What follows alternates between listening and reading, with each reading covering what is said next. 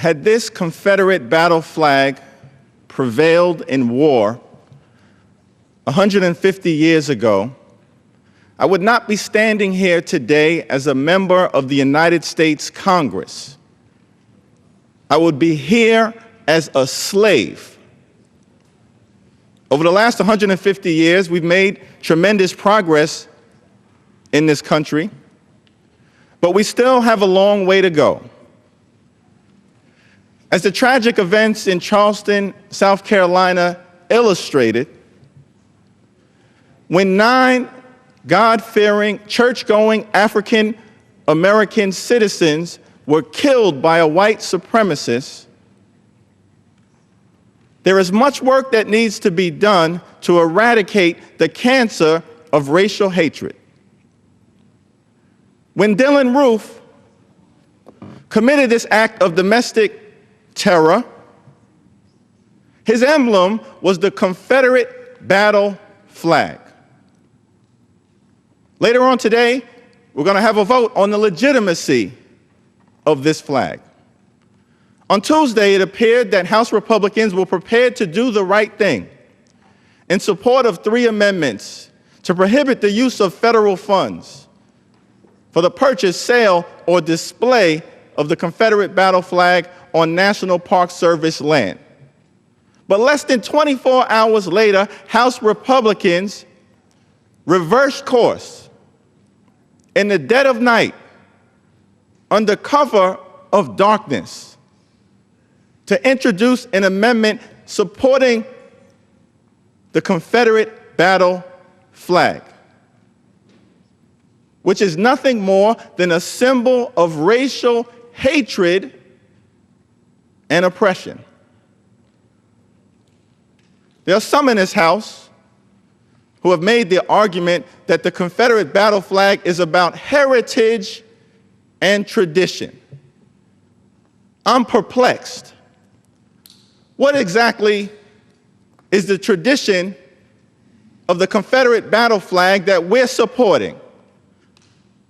Is it slavery, rape, kidnap, treason, genocide, or all of the above?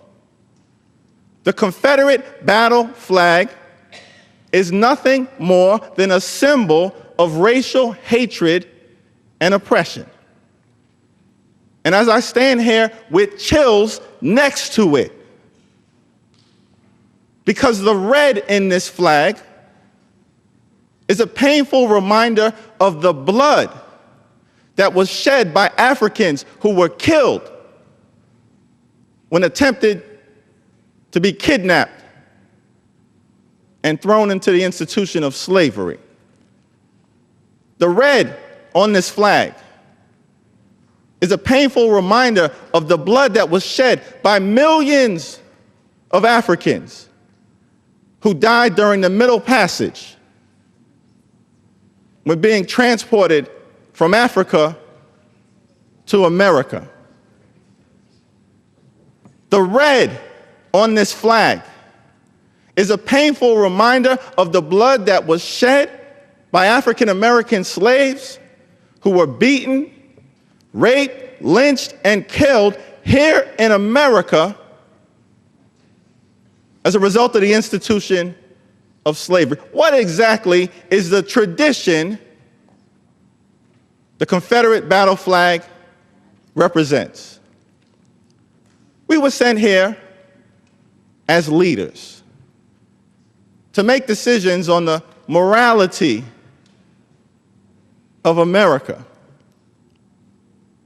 And where we are, notwithstanding our painful history and the legacy of slavery, we have an opportunity today to make a definitive statement, to be leaders, not individuals who cower in fear of some narrow-minded Americans who aren't aware that the South lost the war 150 years ago. Let's choose racial progress over racial poison. Let's choose harmony over historic amnesia. Let's choose togetherness over treason.